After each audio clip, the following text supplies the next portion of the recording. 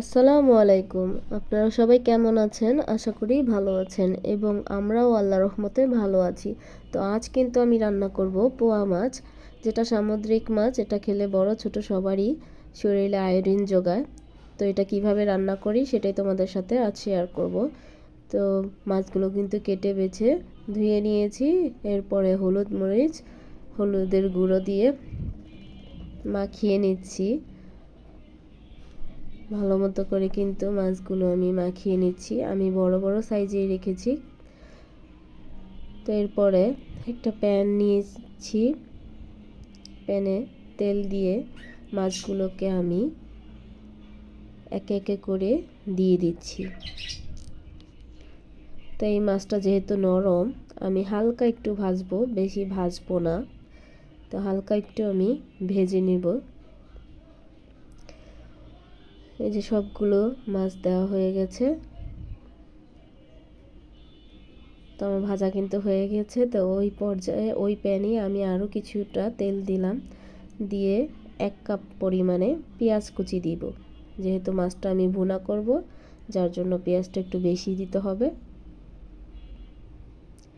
পেঁয়াজটাকে আমি ভালো মতো নেড়েচেড়ে বাদামি কালার করে নেব।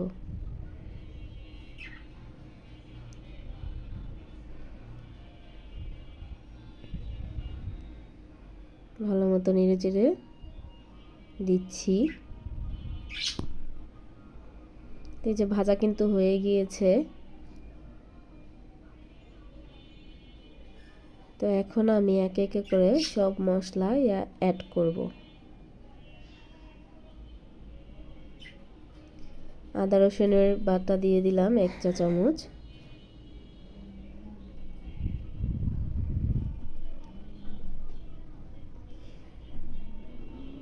এরপরে দিচ্ছি লবণের স্বাদ মতো। লাল মরিচের গুঁড়া দিচ্ছি 1 চা চামচ। এই মাছটা একটু ঝাল হলে মজা লাগে। আপনারা যার যার পছন্দ অনুযায়ী ঝালটা দিবেন। তার 1 চামচ কিন্তু হলুদের গুঁড়ো দিয়েছি। এরপরে হালকা একটু পানি দিয়েছি মশলাটা কষানোর জন্য।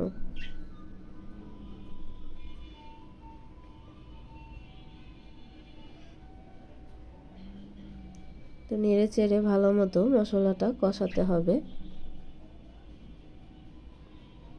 এরপরে 1 চা চামচ ধনিয়া গুঁড়া দিয়ে দিলাম।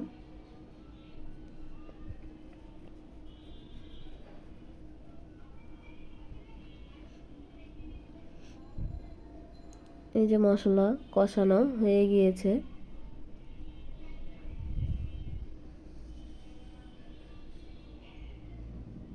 তেল উঠে গেছে।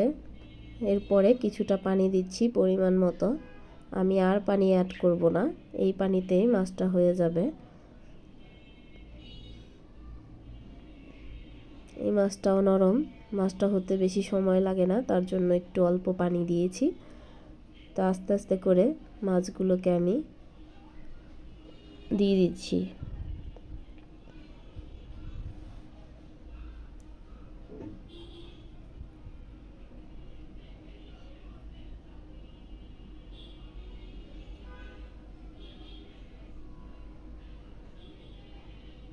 এখন আমি ঢাকনা দিয়ে ঢেকে 10 মিনিট রান্না করব। 10 মিনিট পরে ফিরে আসলাম। তো দেখো আমার রান্না কিন্তু হয়ে গেছে। এরকম ঝোলটা আমি রাখবো মাখা মাখা। অনেকটা কিন্তু সুন্দর দেখাচ্ছে, লাল লাল হয়েছে রান্নাটা।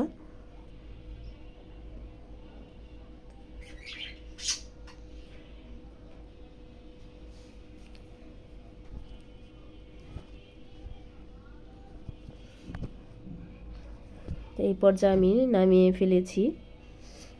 তো এখন আমি আপনাদেরকে ভাত খেয়ে দেখাই যে মাছটা কেমন হলো। তো যারা ভিডিওটি দেখেছেন তাদেরকে অসংখ্য ধন্যবাদ এবং লাইক, কমেন্ট, শেয়ার এবং সাবস্ক্রাইব করে দিবেন। আর অসম্ভব কিন্তু মজা হয়েছে। সবাইকে আল্লাহ হাফেজ।